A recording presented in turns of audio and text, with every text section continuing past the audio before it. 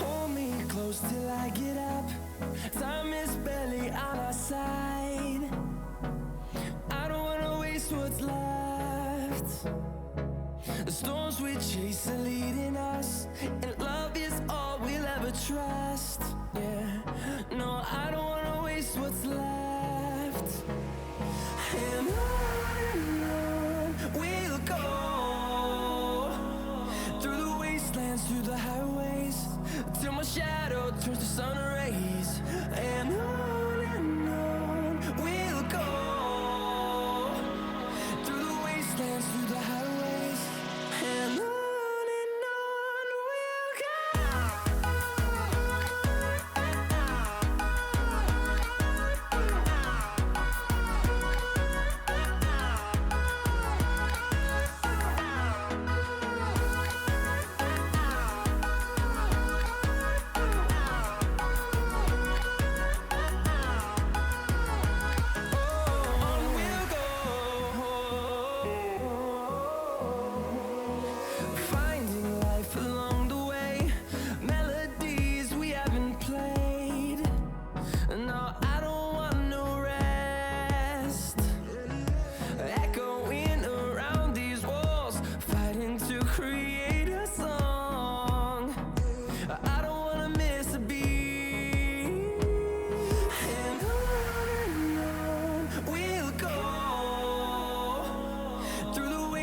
Through the highways, till my shadow turns to sun rays. And on we'll go, through the wastelands, through the highways, and on we'll go.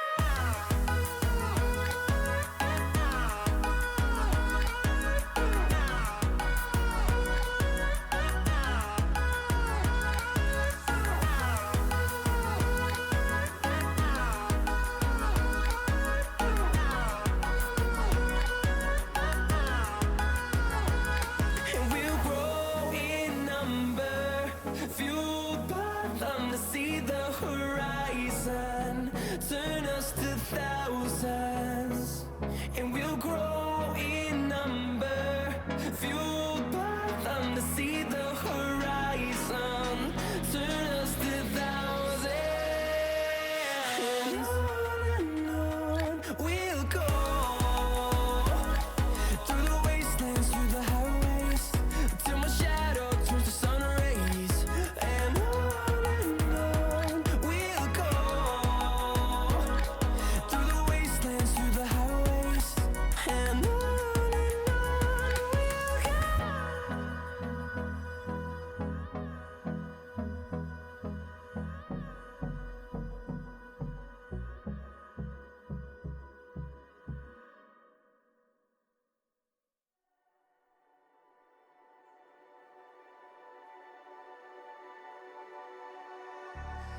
wishing that I could run away with you.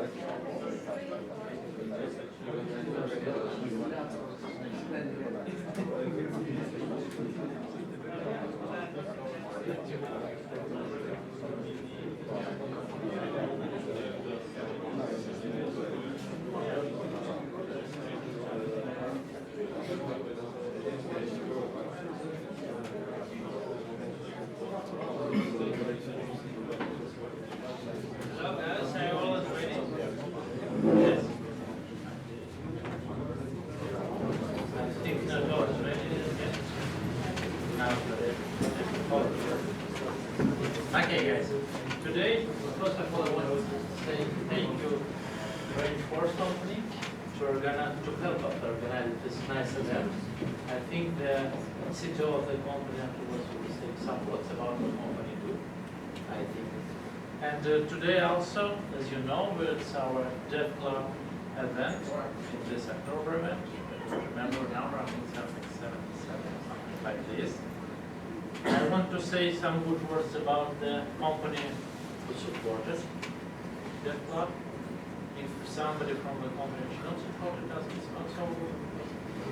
But glad that you come to your boss and ask why. It's not coming. The next. Today we have two topics. The first, both from our company who supported DEVCLUB.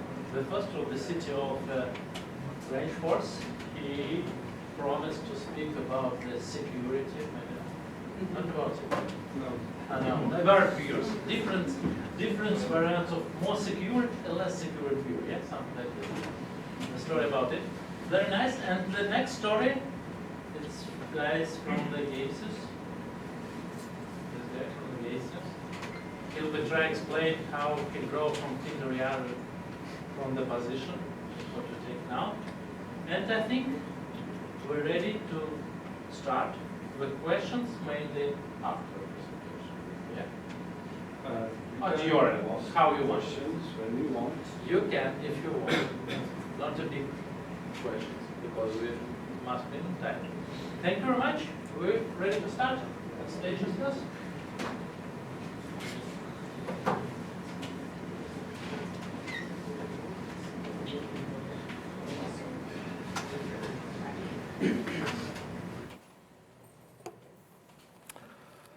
Okay.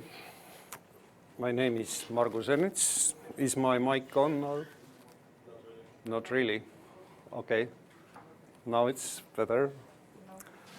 No. Should be. It's not on mute. Okay. I'm talking about kind of security. I'm talking about the people and educating people. How many of you have seen this? Nobody. Few people. Actually, hackers don't want you to see this. They want to be hidden. We don't. If you see this, we are. Then we are there. And how many of you are developers? How many of you are like system engineers or sysadmins? How many of you are leading teams? Very few. And security guys. Wow.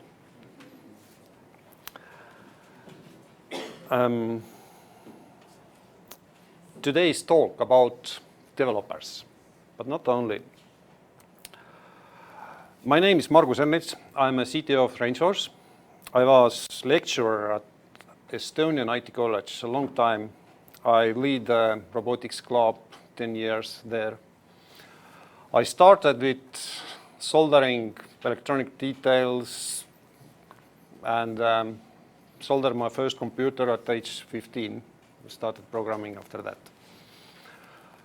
And I have education in cybersecurity. I graduated system development in IT College and cybersecurity in joint curriculum in Tartu and Tallinn. I have unique experience to learning in all Estonian schools that teach cybersecurity somehow. That was really good time for me. And about RangeForce, we established the company 2014. In 2015, we went into New York to participate in Techstars accelerator. we got back and we didn't understand why they chose us, because we didn't have anything. But we got there, and now we have something. About cybersecurity. I will not speak about cybersecurity much, most about people and how to educate people. My background is education.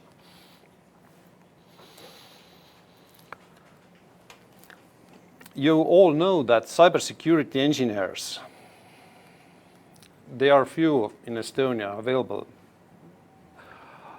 Raise your hand if you have cybersecurity engineers in the company more than 10. Nobody. Oh, you have. That's interesting. And how many of you will try to find cybersecurity engineer? Nobody. Nobody. How many of you dealing with cybersecurity in your company?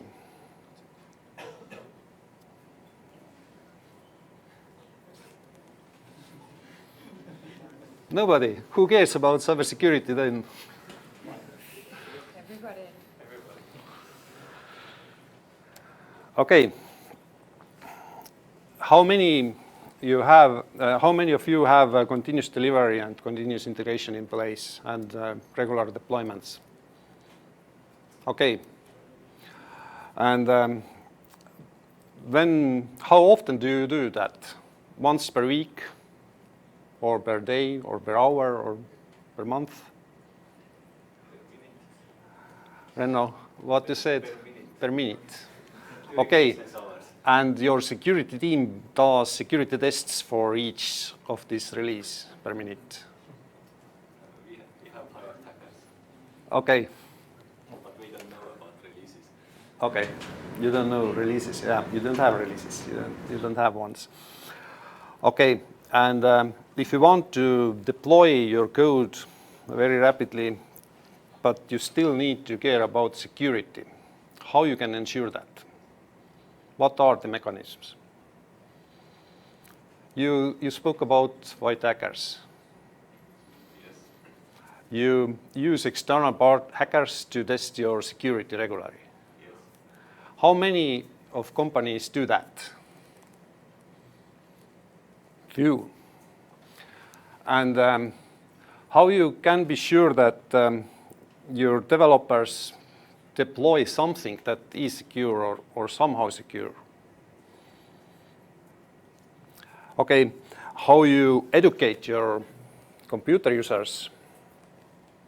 Do you have computer users in companies? Do you use some security awareness programs or not? Use. Do you? And how about developers? How security education is taken or given to them? Raise your hand. Security courses, classroom courses, yeah. And online courses. Who do them? Okay, much more. Who participated in cybersecurity in universities, in courses? Okay. Much better. And who listened to this talk when Mika Hypanen said that education never works in IT college? The talk was in IT college. Okay, you remember that? That's good. And there is something in education that doesn't work. When we teach cybersecurity, we usually use lecturing, practical classes, hands-on classes. Some teaching assistant will help you to do something. You do homework, home reading, nothing new. But the problem in cybersecurity is the same like in other fields. It's really hard to learn it. And why? Because the most usual ways of the learning doesn't work at all.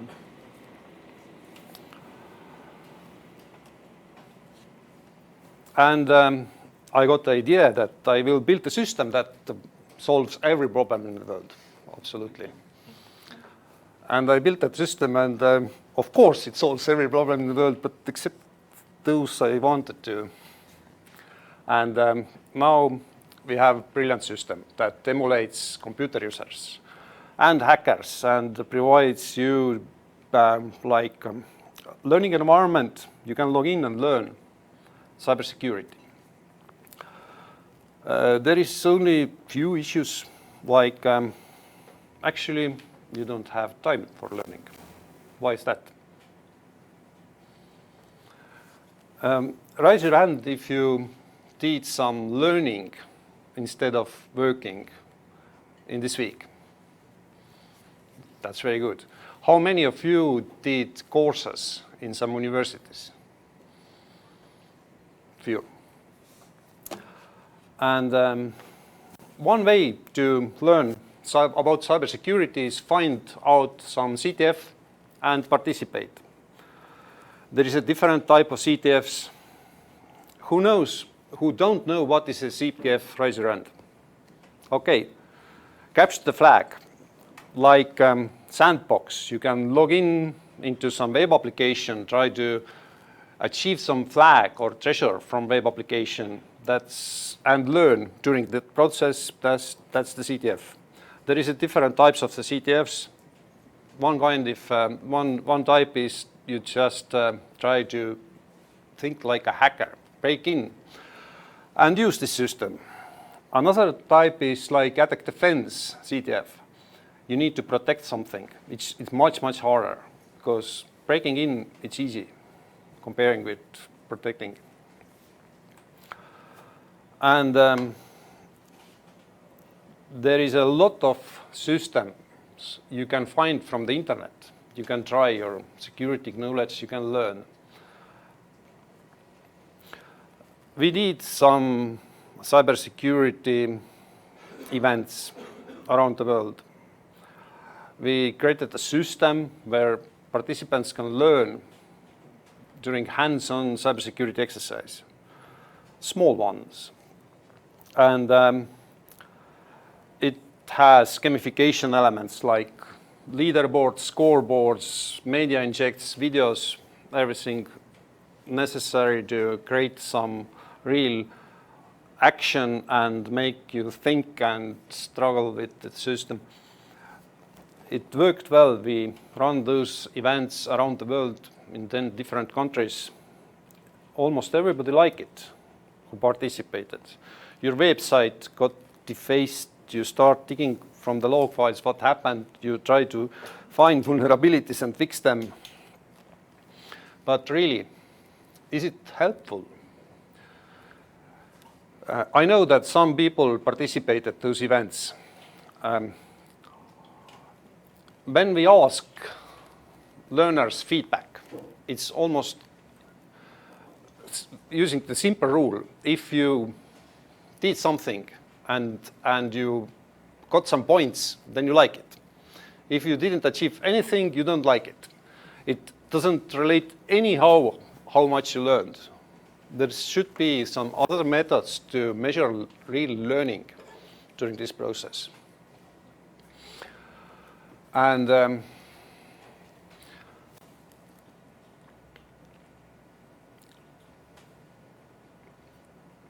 for example, some persons didn't get any points from the exercise, didn't achieve anything. What it means? It means that maybe he or she actually learned a lot comparing with previous experience, and somebody who did everything well didn't learn at all. Even points doesn't give any clue what you are learned, or are you learned something or not. And when I try to measure effectiveness of the learning, it's hard like a hell. And why? When I ask feedback from the user, it's very easy to achieve. It's completely useless information, but gives us a lot of information, does our system works or not. Not about how much people learn. For example, If people will stop in the same place in different actions or different missions and give bad feedback, maybe this place is the problem. I will look at it and find out what to do. But it don't give any information how much they learned and how helpful our system is.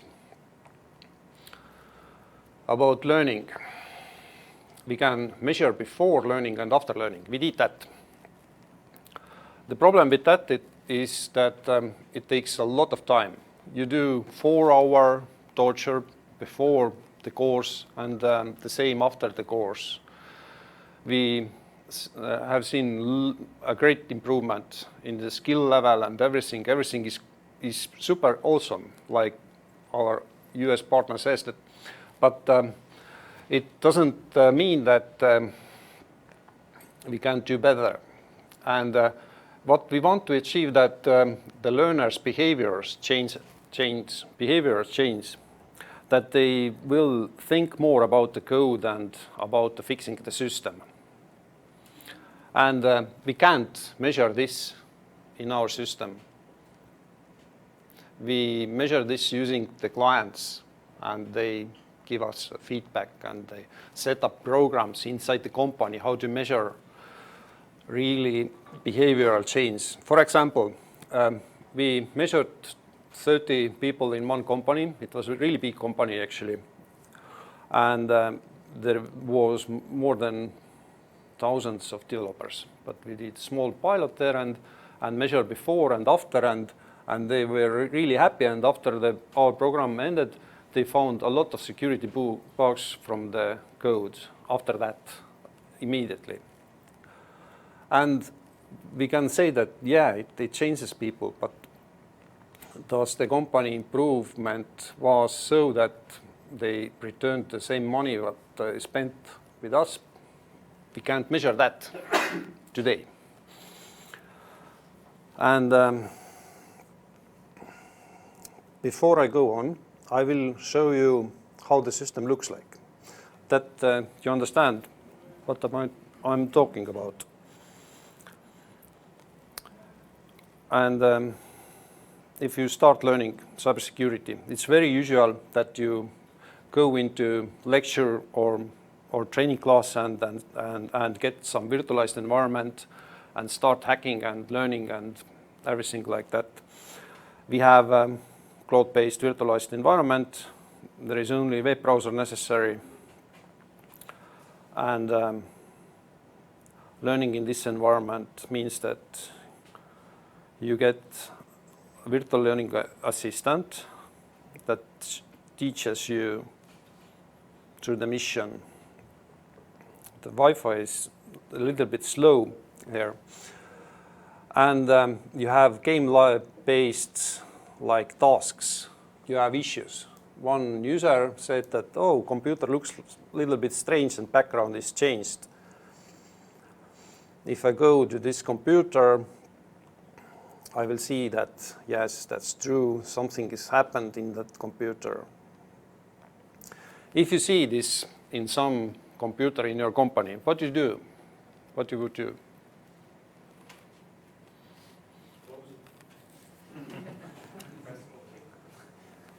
Press OK, yeah. And to make sure that user is very satisfied, I suggest that you change this the screenshot. You even can explain that it doesn't solve the problem completely, but user is happy because everything is the same like previously. And that's where learning takes place. You have this virtual teaching assistant and something else. This something else is, we call it dashboard. In real life, you don't have this dashboard. For example, it measures functionality of your services and vulnerabilities.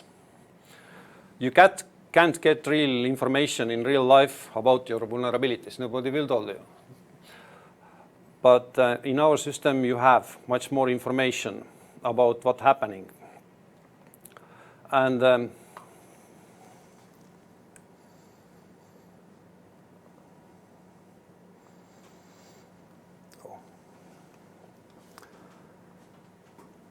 and if you go through the incidents and try to solve them, those incidents is automatically graded. It goes green if you achieve something, it goes back to red if you don't.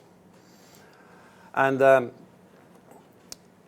in the background, our simulated attackers will completely try to deface your websites, take over your infrastructure and Active Directory, create malicious users there and everything like in real life. Except we give feedback, what happens there. And you have special access to secret hacker chat. They will explain what they do. Sometimes they just complain that, oh, I lost control about the Active Directory or something like that. For example, if you reboot the computer, they will complain that, I lost it. But actually, they will get it back when they start attacking again. And everything is simulated. Everything is just you fire the lab and then start the simulation. And there is also a sales portal. Looks like usual website, but yeah, it has a lot of vulnerabilities inside. And that's how we try to educate people. But still, we have something that we can't deliver. And that is,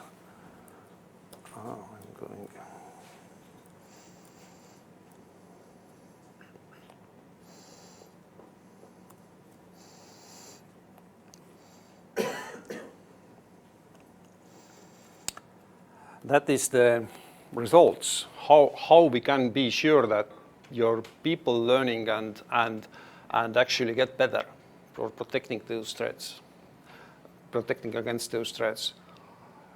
And that's the puzzle. And to understand that, we started to digging how people learn, how the brain works, and what we should give to the end user, how we should help them, how we should help learner to understand that they really learn something, not just got the impression of the learning. And very, very interesting things are happening in the learning world. We used to believe that when you are a child, you learn everything very quickly, and if you are older, then you don't. It's not true. It's the same like if you are trained, you can do anything. If you don't, then everything is very hard. Child's brain is trained for learning. You are forgotten about the learning. If you start training again, it will come back. That's something that brain scientists tell us today. It's completely different that we used to believe. And another thing that we already know that everyone is very different. They learn very differently. There is absolutely no one rule that, or one crew or one method you can apply for everyone. There is no one. We have investigated data in our system, and we figured out that from people to people, the difference between the learning activities are how to get the information and how to understand it, the difference is more than 10 times. It's very, very common. And there is also geographical difference. And it's not because of different people living in different countries, because they expect different things of our system, and we designed a system that are better to understand to some cultural room. For example, we don't have big videos and step-by-step how-tos, and this is blocker for some countries, absolute blocker. We have problem-based learning. It doesn't work in every country. And please remember, learning is a skill. It needs to be trained. If you train your learning skill, you get much better. you will learn much faster in new things, and this is something like training. If you don't do this, you're lost. You lost it.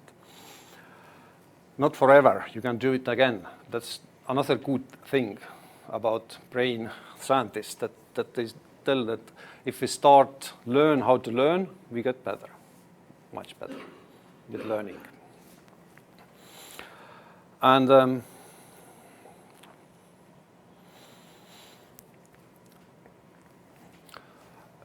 actually, do you remember some professors from university times? They tell funny stories and a lot of information that is not tightly related to the topic. Do you remember that?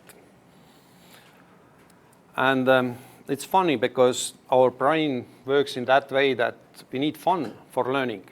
We need something else. And if we got more information, even this information is not tightly related to this topic, we will remember it much better ways.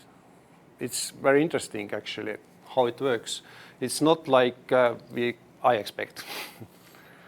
And we have different type of memories, and something we need to train is semantic memory.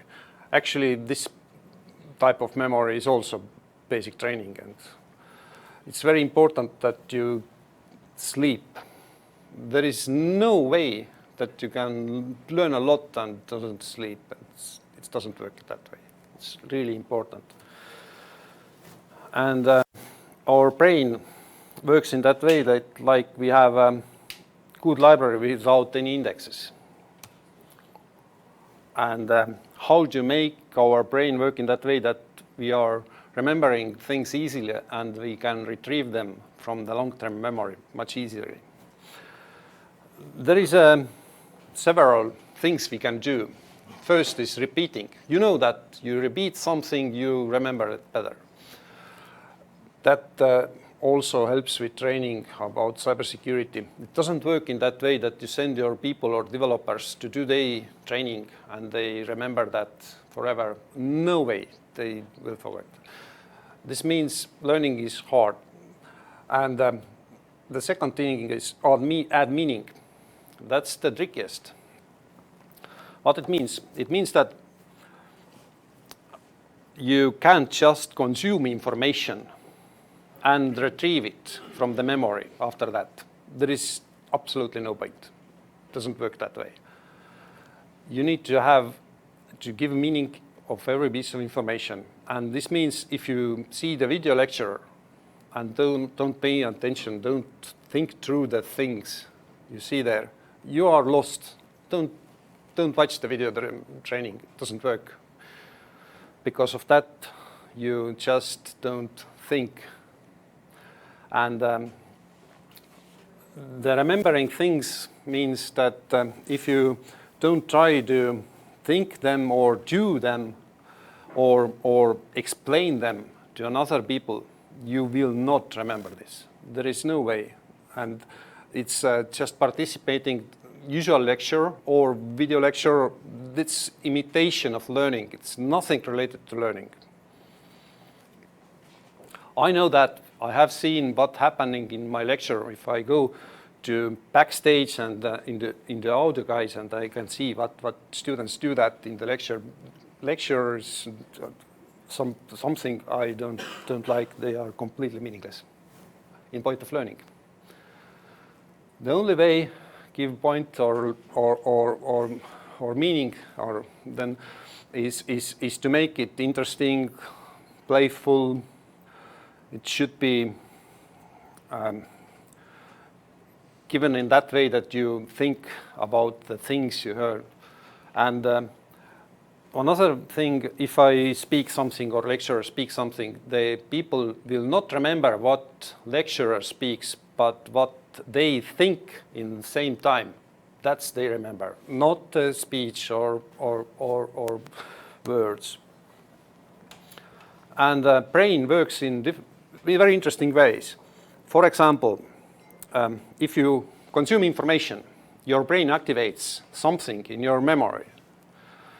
And there is different things, and the word may have different meanings. And the set of things your brain activates, it differs based on your previous experience and things you learned. For example, those sugar, pepper, salt, they activate something.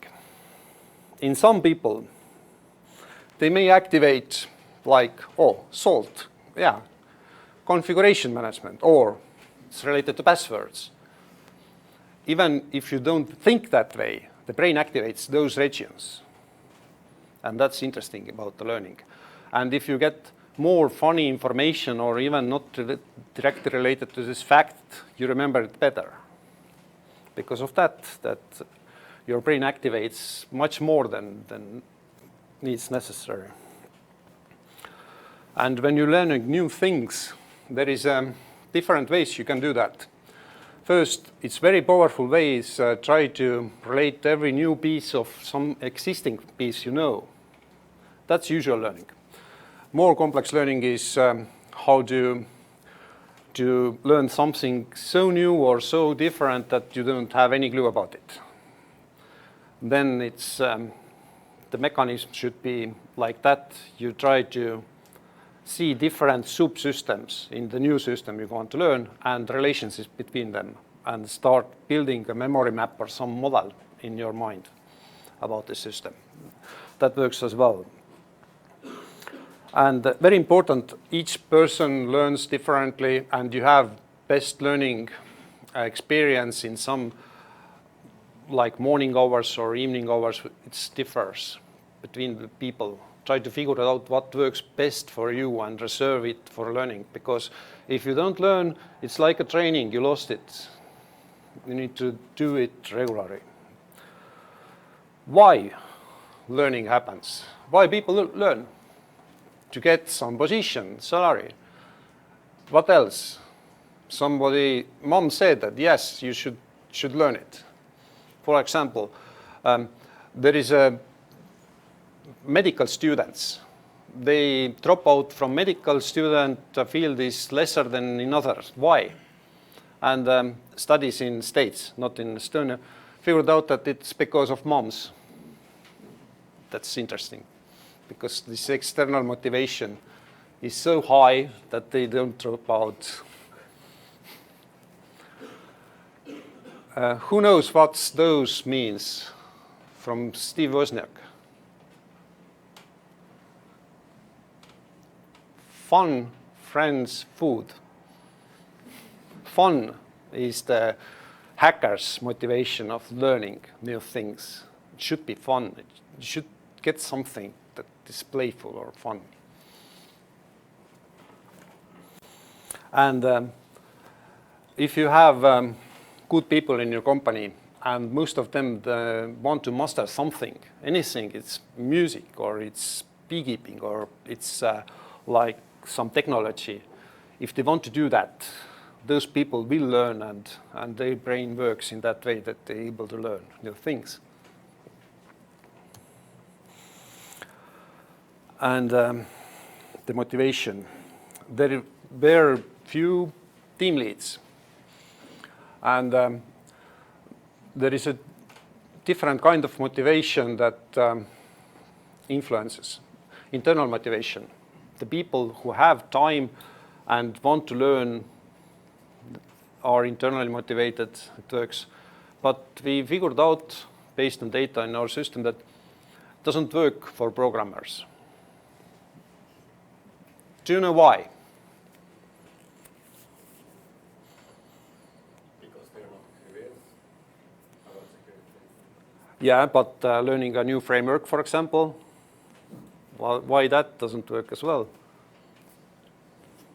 You just have to prove there, or you just want to go for spend some time either away from a computer or gaming or something not related to just you from 9 a.m. to... Who else think like you? Yeah. Actually, that's exactly we have seen based on our data.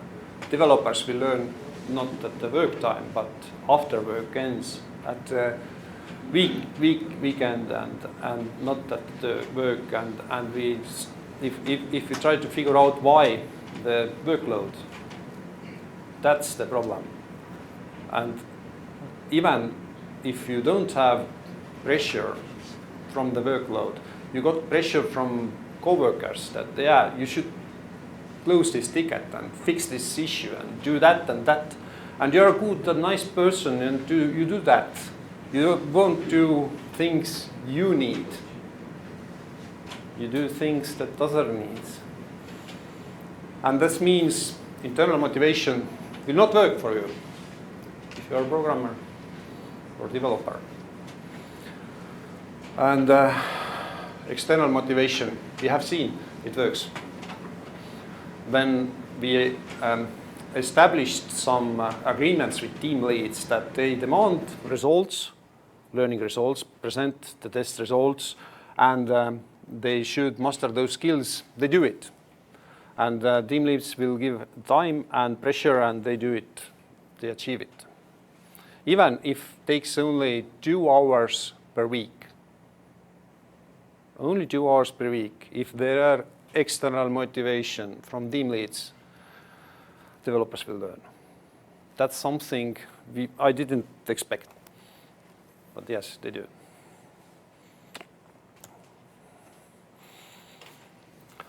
And for team leads, make sure that your people will be better and more skillful. You can always give some time for learning. That's most important thing to do your people. Give them time for developing, and also a little bit pressure, because if you give time and no pressure, then it doesn't work as well. It's not external motivator anymore. We have seen that team building events work really well. And that's interesting that learning will take place even if you don't think you're learning something. That's very usual. And if you think that you're learning reading a book and reading, or watching the video and watching and ignoring it, doesn't work. It's imitation of learning. If you do something, then you learn something. And for developers, if you set your personal goals and speak about those goals to other people, to get pressure from other people, that helps a lot with learning. And if somebody asked that I will speak about security, not at all. I will speak about learning and people developing. It's always people. That's important. Thank you. And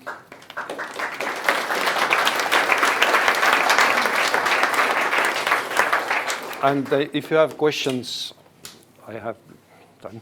Yep. Thank you very much.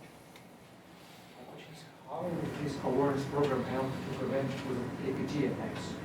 This will educate people now. Yeah, that's an interesting question, because if you get some training, some piece of training in one person, it doesn't prevent anything. If you repeat this training for this person and repeat this training for other person, it may prevent something.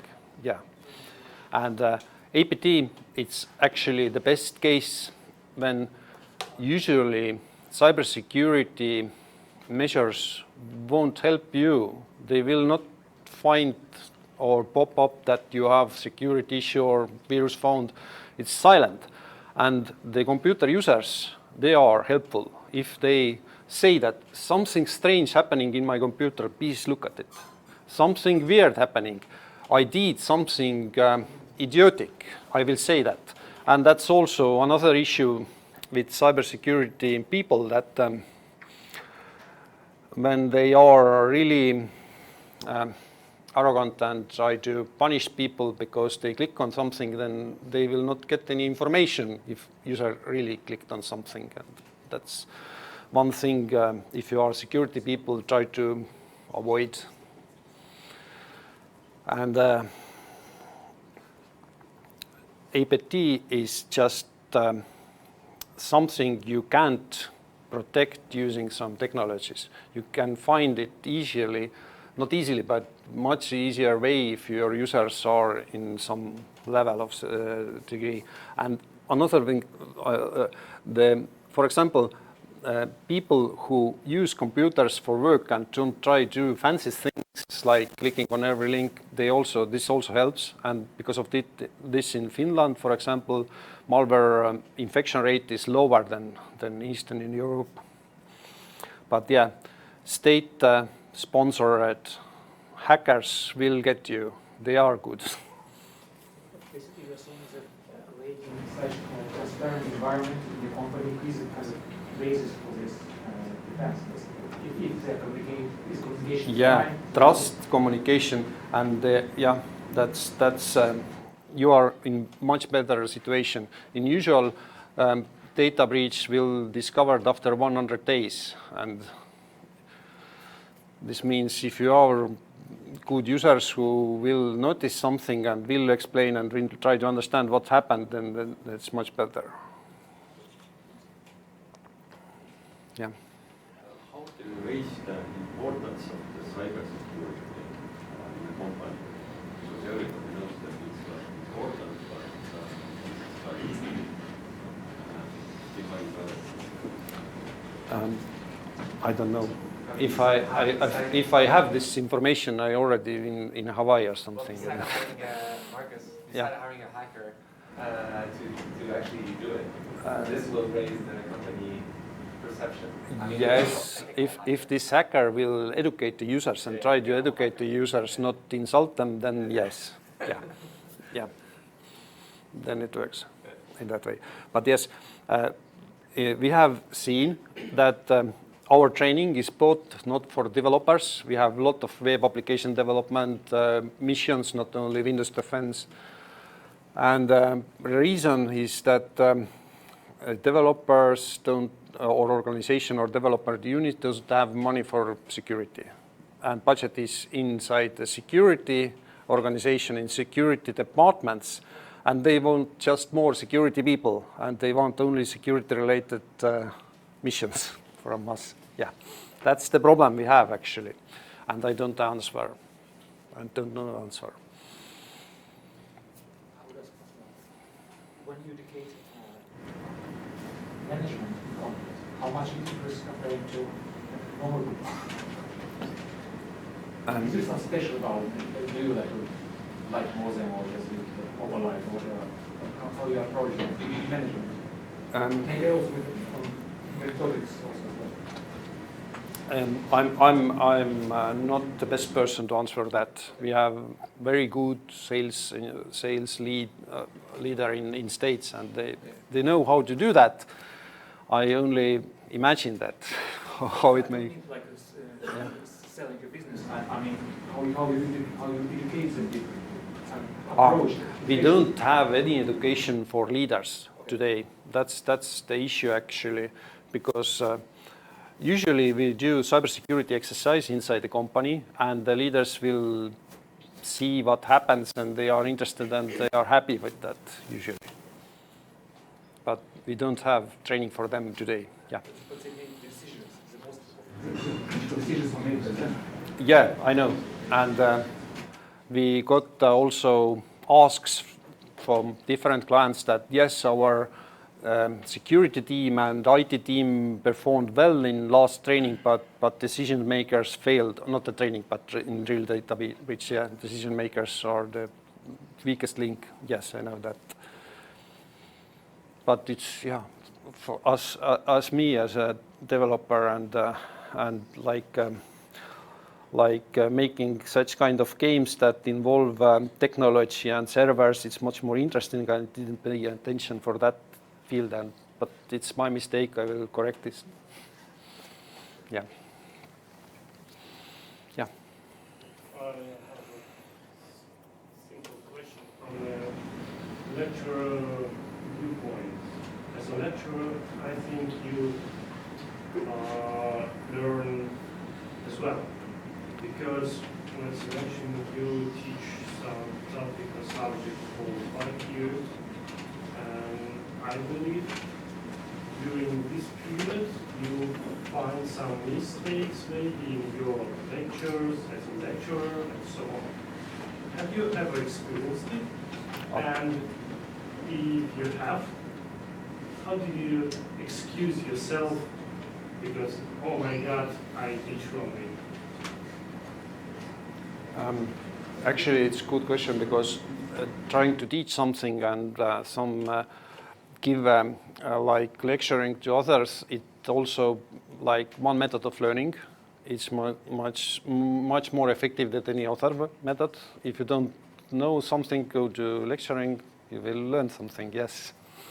And that's true that when I went to teach, I worked in Swedbank 7 years. After that, I saw in my lectures some people who administrated the Unix machines 20 years or something. It's okay that they are smarter than me, and I'm okay with that. If I can just add on this, it's funny because I'm Canadian, but I lived in the Czech Republic, and I was very surprised to learn in many Slavic language, teaching and learning is the same word. In many Slavic language, in Russian is the same word, in Czech is the same word. So for Czechs, teaching and learning, for them is the same mechanic. They have the same verb. They don't have a reverse direction of where the information is coming to. For them, it's the same experience for both the teacher and the student. And actually, it's the same word. And actually, it is the same experience. Yeah, it is. Yeah.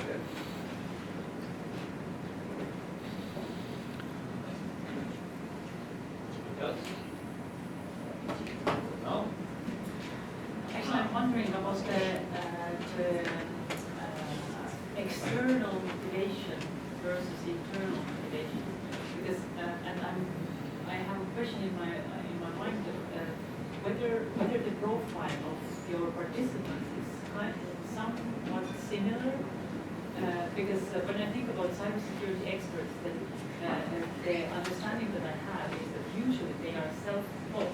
Yes, and they have very big internal motivation because hacking is fun, defending is boring, and if you need to defend, create a system that is not hackable, that's much more harder in internally. All right, so they are very active in learning side, and then they go to defender side, and then they need to be told. Not always. For example, if you can't actually be effective cybersecurity expert if you don't code, for example, you don't understand how web application works. It's no point to start learning how to hack it. But in case of Windows infrastructure, it's so that if you know how to take over Active Directory, it doesn't help you to defend it. In some technologies, it's so. But yes, the hackers are self-motivated.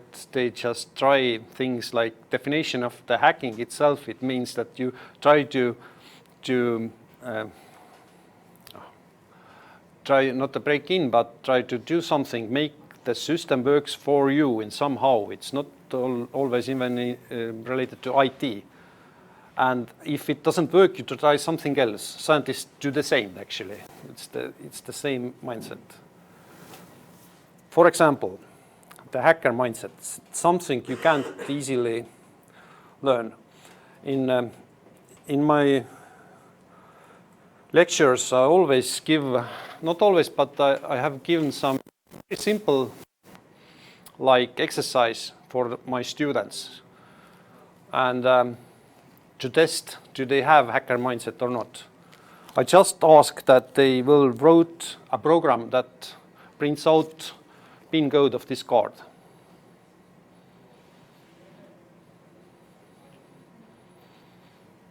That's the task. And more than, not less than 5% of the students will do that. And you can print only one PIN code? I didn't say that. One code. Yeah, that's about the hacker mindset. It's different.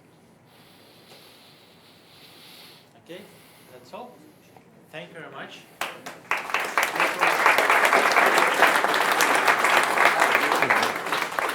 Let's have some 5-10 minutes for refreshment. And Miguel.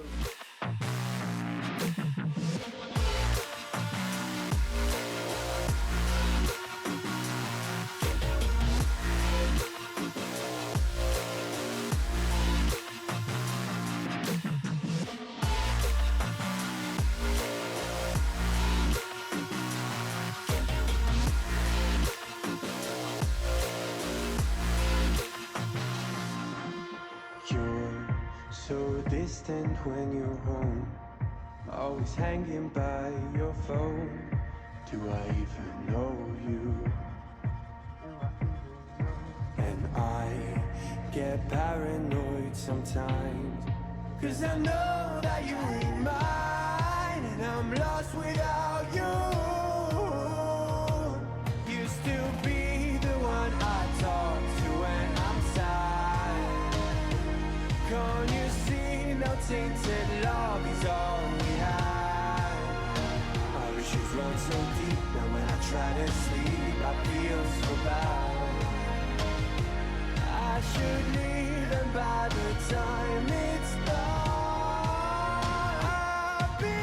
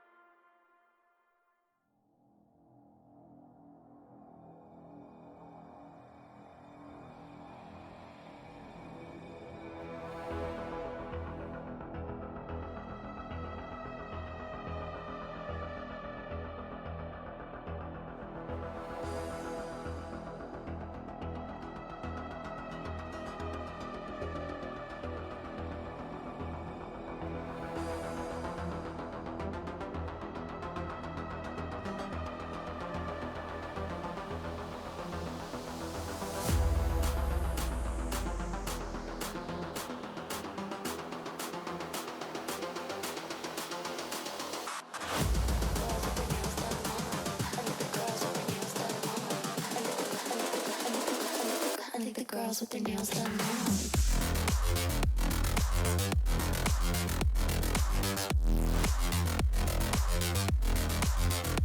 Girls with their nails done. I like the girls with their nails done.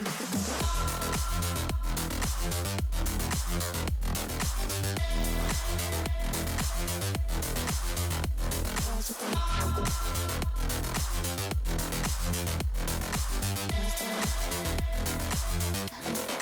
nails done.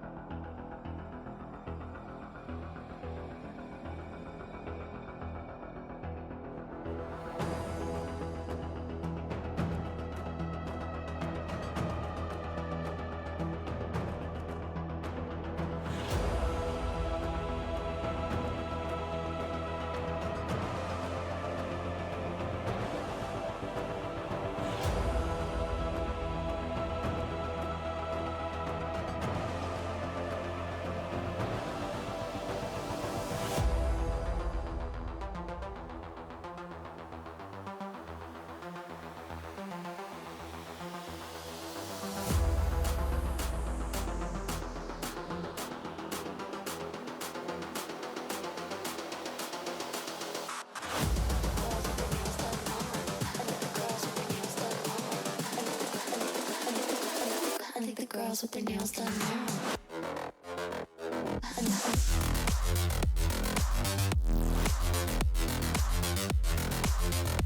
Girls with their nails done. I like the girls with their nails done.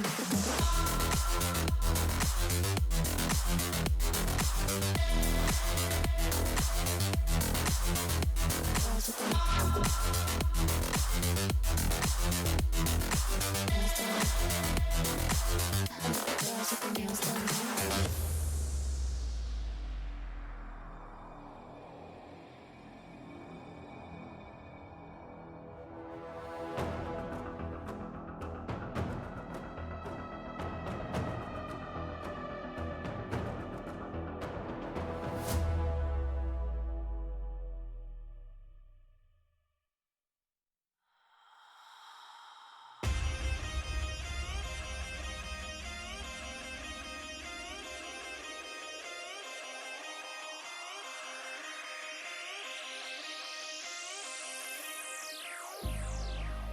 I've been keeping myself so busy, pushing out the misery, trying to find the peace in me. I wanna be, I wanna be, I wanna find myself, but again, it's always a phase. I wanted to stay, no you don't understand. I've been losing myself, I've been losing myself.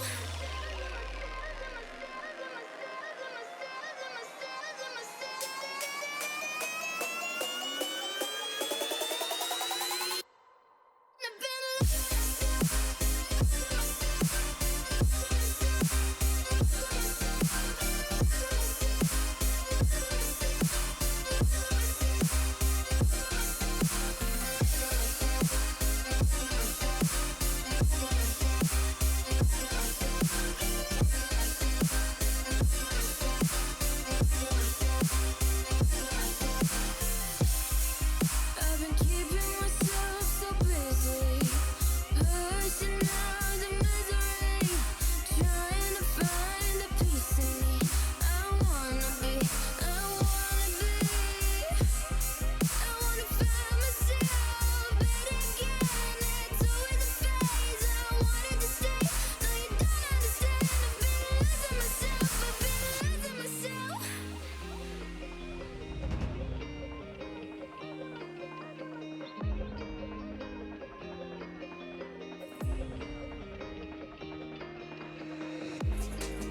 I've been keeping myself so busy, pushing out the misery, trying to find the peace in me. I wanna be, I wanna be, I wanna find myself, but again, it's always a phase. I wanted to stay, no you don't understand. I've been losing myself, I've been losing myself.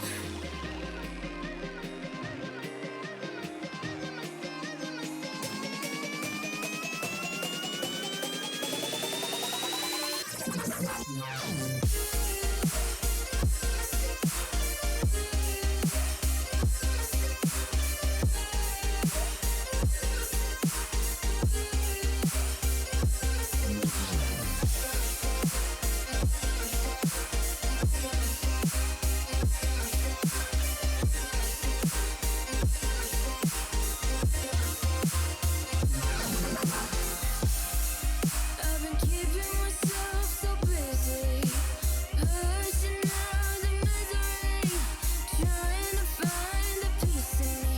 I wanna be, I wanna be, I wanna find myself, but again, it's always a phase. I wanted to stay, no you don't understand. I've been losing myself, I've been losing myself.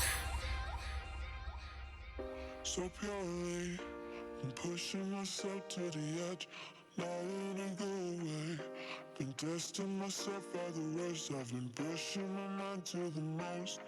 I've been loving the people around me, but I'm so paranoid, I'm so paranoid, yeah. When it hurts like this,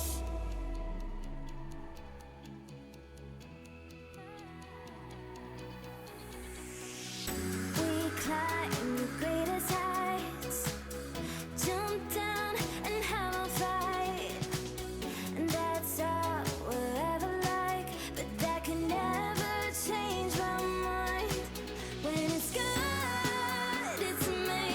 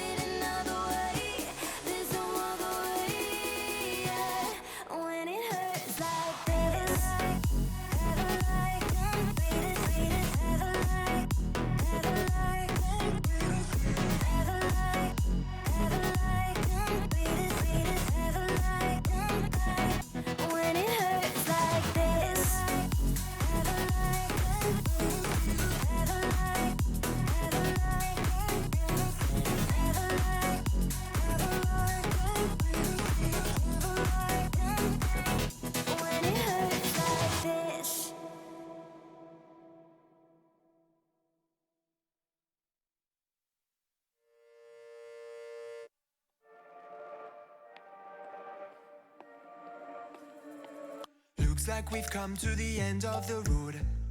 There's no point in running away now. I'd rather sleep until the storm is gone. She'd rather be shooting at me now. I know it will end up in anger. I don't think we grew up, we just became older. She's aiming her words, ready to fire. I don't think that bullets will bring back desire. I don't think that bullets will bring back desire.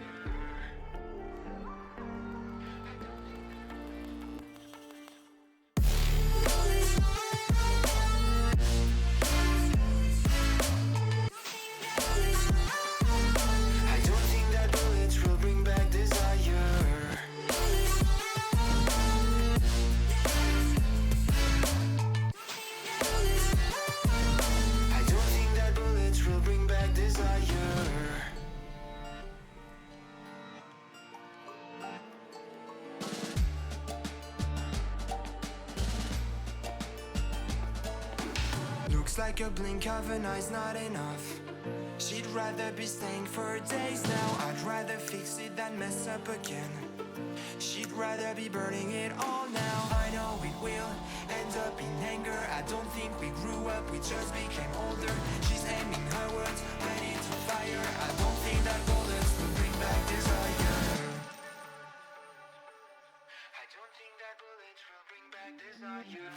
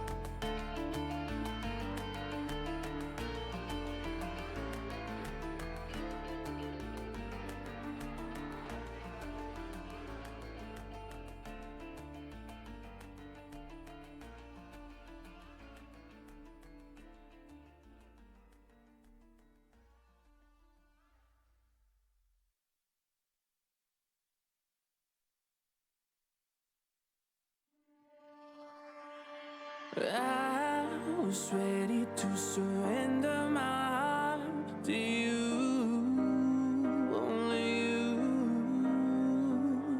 These lights all around me keep blinding my eyes from you and the truth.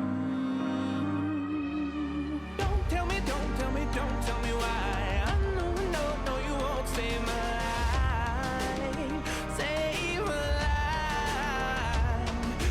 Keep on, you're making the waves. You and I will never be safe. Be safe. If the walls come down, will you pick me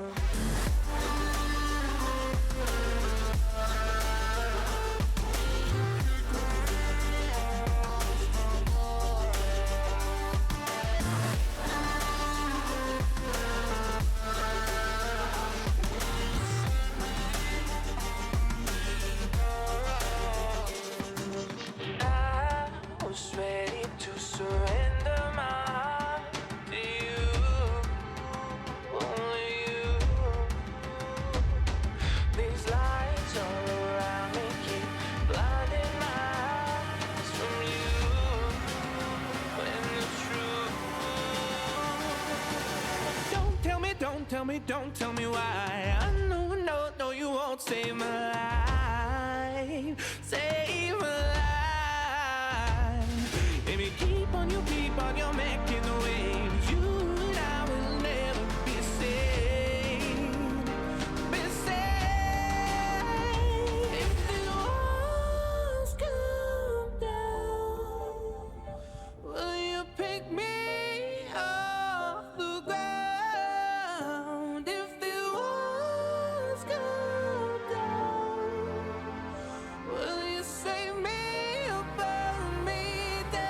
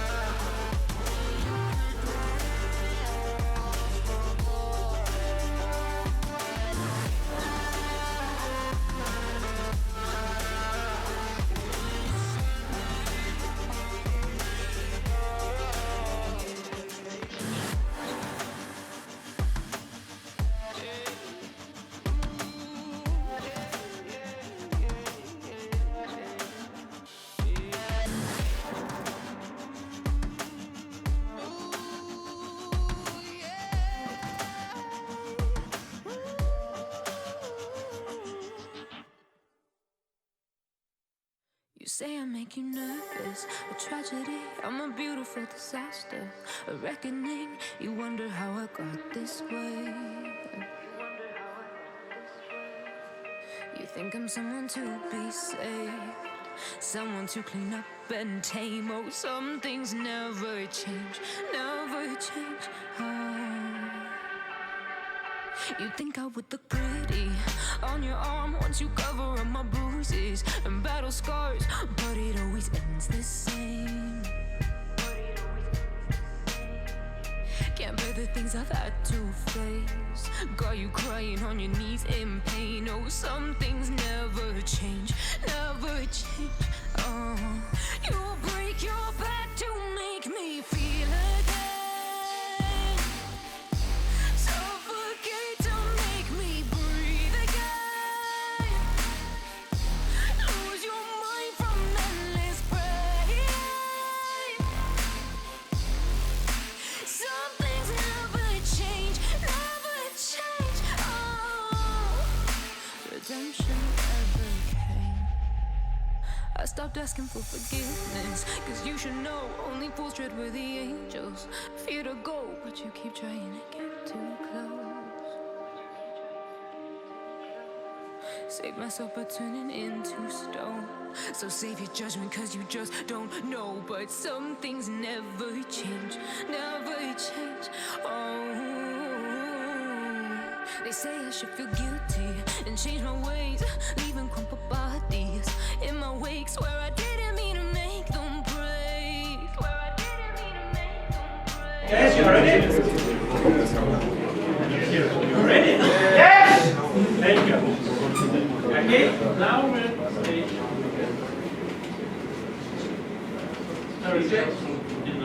DJ? Ah, super.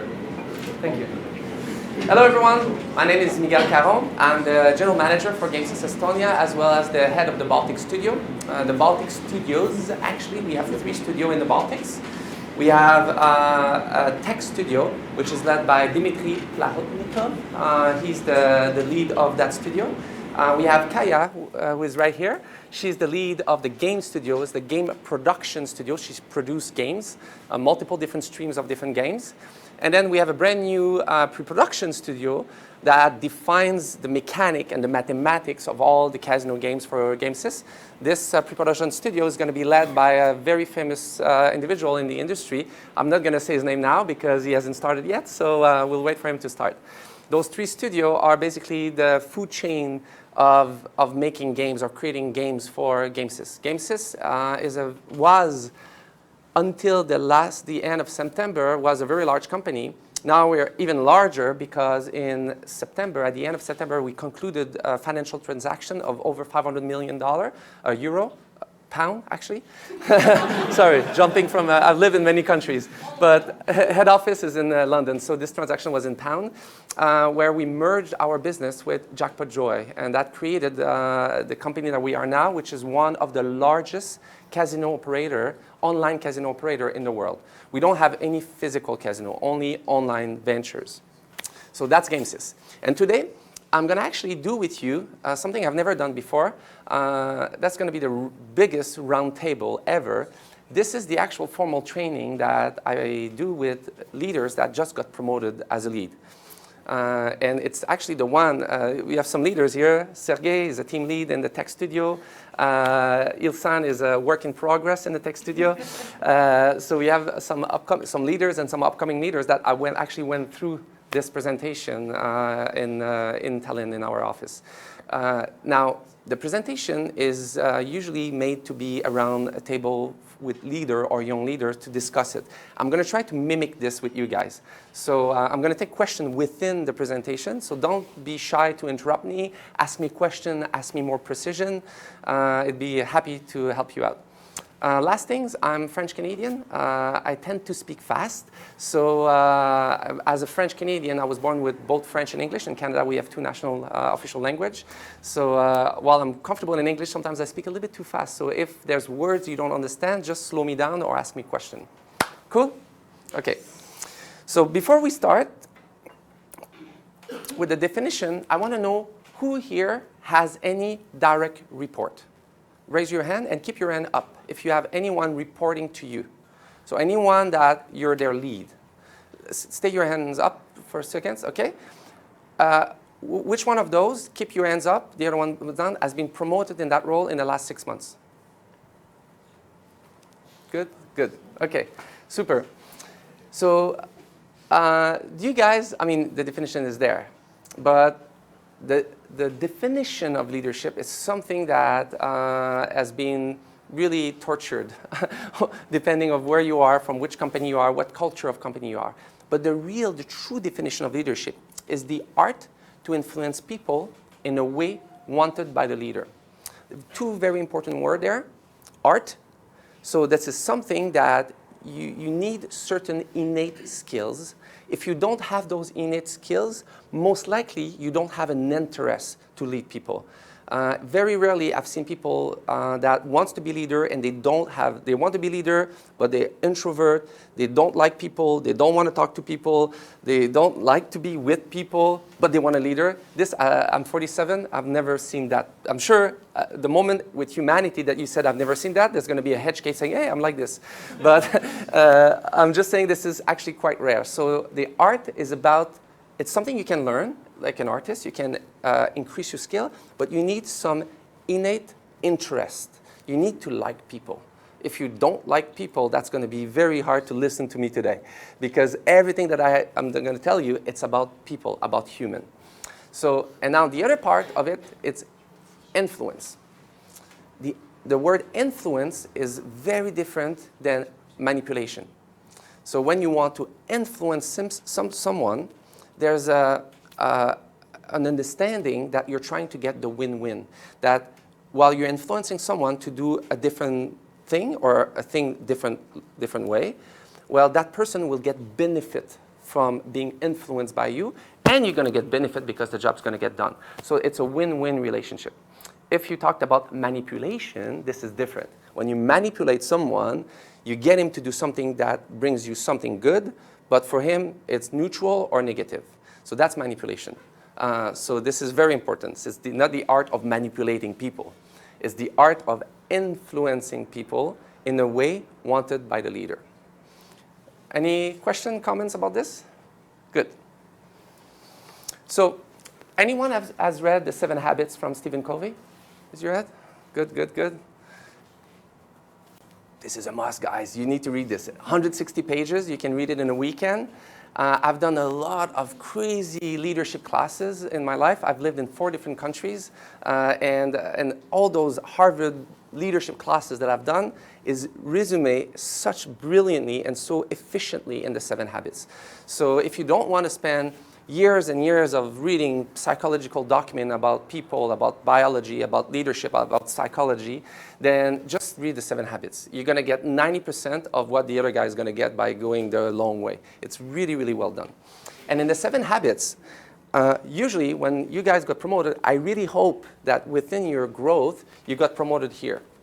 The way the 7 habits works is that the first 3 habits, it's about your personal victory. It's about you. Are you able to lead yourself? Are you able to give yourself an objective and achieve it?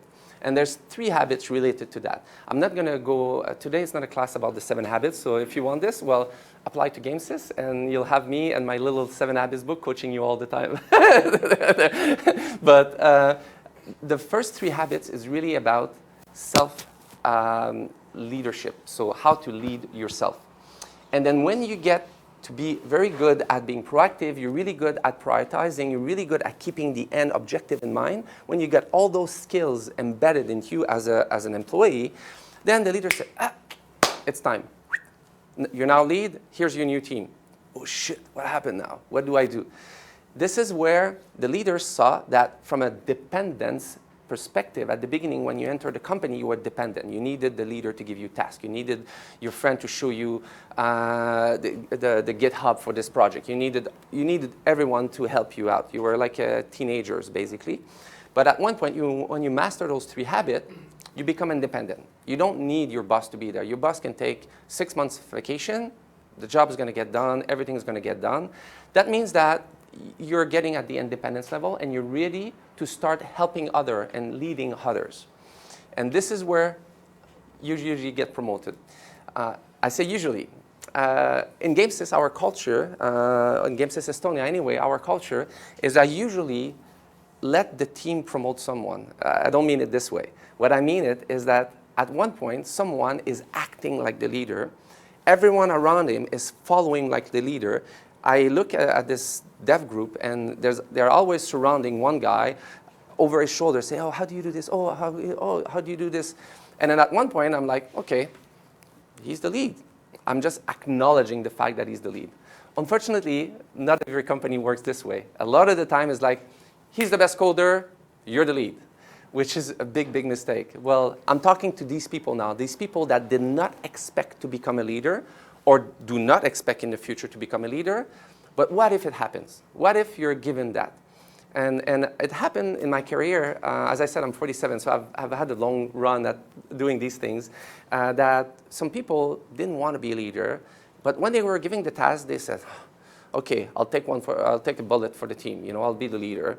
And they went through it to say, okay, I'm going to do it. The checks were like that. The checks is like, who wants to be our director? Everyone was hiding. Who wants to be, they don't want to be on the spotlight. But when someone said, okay, I'll take a bullet for the team, I'll do it, many of those actually started to enjoy it. Many of those started to say, okay, you know what? It is a science. It is something that I can learn, and it is something I can improve. And that's what we're going to talk about today. Today, we're not going to show the master class, as you said. Might not be kindergarten. I'd say it's college. So it's or international bachelor program. So that's what we're going to show today. It's the basic. It's the thing where you have to change your mindset. You don't have to just do the work you were doing and ordering people around. That's not what a leader is. You have to change the glasses, the way you see things through. And it starts with glasses, vision, a very good cameo. So it starts with the vision. A leader without a vision, you've seen a lot of those, and I'm making a very bold stereotype statement, but you've seen a lot of YouTube video with leaders without vision from the US. Let's go, we're the best, and they do all these marketing things to get everyone pumped up. But why the fuck am I doing this? Like, why am I screaming? I'm an adult. Why am I running around the store screaming that I'm the best? I'm an adult. Like, really, seriously, what's your vision? What are you doing? Why are you making us do this? Having a vision is really the glue, is the direction, is basically the sniper telescope where you align all your team towards to. The vision should inspire people. if you're not able to have a vision yourself for your team and for where you want to achieve with your team or how you want to grow, then how can you motivate them? How can you do everything else that I'm going to teach you about? It's going to be very difficult if you don't say, guys, you know what I told when I joined GameSys 16 months ago, I told the leadership team, guys, do you mind if we become the best GameSys studio, that we are known within all of GameSys to be the AAA studio, where our games has always a unique special feature, our games always have Easter eggs, and how we do it, how fast we do it. Same thing with the tech studio, how active we are. You know, we don't do meetings to plan meetings. We actually do meetings to plan a delivery. So all these type of aspects, I shared. Well, it was not my vision. I built up a team vision with my leaders, and they jumped on that bus. So once you have a vision, then you can do the rest. You can motivate them. This is the toughest thing I can tell a young leader. If you are unable to get a little bit more out of, a little bit of value out of your team, you're just an overhead. You're just a cost that waits to be cut. If you're a leader and you are unable to motivate people, you are useless. You are an overhead. You are the same thing as the beer that you bought that passed due and then you have to throw it in the garbage. That's exactly what you are. So leader needs to be able to light up the fire in their team. If the team cannot produce a little bit more value because you're their leader, again, you have to look out at what type of leadership are you projecting? Do you have a vision, and are you doing these basic steps? You know, so motivation is very important. This one, it's tough, and it's tough to accept. The first thing I say when I join a new company, and it's funny because each time people don't believe me when I say it, and they can concur. It's the first thing that I said on my first day at GameSys. I said, guys, you don't work for me, I work for you. My job is to get you to be able to produce more value. I'm not the one that's producing the value as a leader. You guys are. They are the bullet. I'm the black powder behind the bullet. And as black powder without a bullet, an exec without a good team just makes noise, just talk loud, and doesn't do anything, doesn't achieve anything. A bullet with a slingshot or a bullet thrown, this can still hurt, you know? So a team without leader can still produce stuff. A leader without a team can do nothing, you know? If it would be zombie apocalypse, you guys would be king. All the CEOs would be cleaning the bathroom, you know? This is the reality. Leaders needs to be able to understand this, to understand their position. This is where when you have a leader with ego, it doesn't follow these golden rules of leadership. And then he starts managing the people and not leading them. That's very different. I'll tell you a little bit more about it. So if serve hurts you too much, then what I mean, it's support. It means help, support, coach, lift up. You know, curling, a very Canadian sport. The leader is the broom guy, you know, is the one influencing the way the rock, or we call it the rock, hits. So that's basically the leadership. So if you enter leadership and think, I'm the boss now. You do this, you do that, you do this. Well, that's going to last a month, and then you'll have no team. Or you'll have a very ineffective team or a very dysfunctional team. So very important that you keep this in mind. That doesn't mean submission. So while I serve my team, I'm not submitting myself to them. I still lead them. I'm still a very dominant personality. But in my mind, every task that I do is, does it help them? Am I helping them grow? Am I helping them achieve their objectives? So everything that I do is always about them, all the time. And this is something that it's, for me, was natural. But for a lot of leaders, depending from which culture you come from, this is something that is tough to learn. It's humility. Now, this one, super important. Now, who can tell me the difference between empathy and sympathy? And give me an example. I lost my dog. What is different if you are empathetic towards me or if you are sympathetic towards me. Come on, guys, try. If I'm sympathetic, if I'm the second sympathetic, then I'm like feeling sorry. Yeah. And if I'm empathetic, I'm like feeling pain, but I like you to get your dog back. Maybe I can even help you to get the dog back, but I'm not feeling sorry. That's really good. That's really, really good. Bravo. I'd give you 95%. It's really, really good. It's sympathetic. To be sympathetic starts with, at least, it starts like this. When you're sympathetic, you start with, well, at least your cat didn't die, you know? At least your dog didn't suffer. At least, your dog had a good life. This is sympathetic. So basically, the person is in a dark hole, and you're walking, and you're like, hey, man, are you okay? Looks dark down there. That's being sympathetic, you know? Being empathic is actually going down the dark hole, sitting down with a person, and, hey, man, I'm here to listen. Anything I can do? That's being empathetic. It's being able to take your frame of mind. Your frame of mind is your education, you know? Estonian Russian, all the things that were taught to you. It's to take this, put it aside, and try to take the mind of the other person and put it inside you. That person is from this country, has with this challenges and this thing, and they had this issue with his personal life and this issue with his professional life. Is taking this and saying, how would I feel if I was in his shoes? So that's empathy, and that's very important. Now, one thing I forgot to tell you from the beginning, everything I'm teaching you does not work if you're not sincere. Does not work if you're faking it. Humanity, the reason why we're on top of the food chain is our ability to see pattern. The brain, when we develop an ability to see pattern, this is what gives us a huge edge on everything. Whether it's see the stars or anything, the moment we can see patterns, boom, we started being a class above the normal animals. And pattern between ourselves, body language pattern, all these type of pattern is something that is very recognizable. And if you're a fake leader, if you're not sincere, if you hate people, but you say, okay, 9 o'clock, I'm a leader. Hey, everybody, I love you so much. I'm so happy to see you. You know, we see it right away. It's not sincere. It doesn't come from the heart. It doesn't come, there's so many telltale signs in the body language. Your brain's like, nah, bullshit, fake. And then you pull out. And then you don't listen.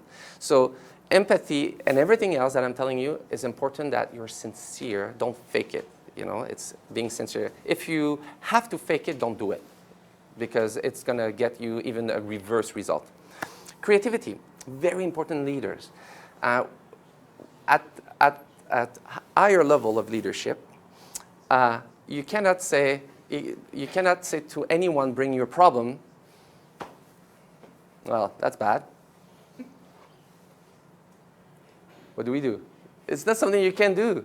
You have to be able to either find a solution or be able to inspire people to find solution or motivate people to find solution. Again, you're the catalyst. So creativity is something very important.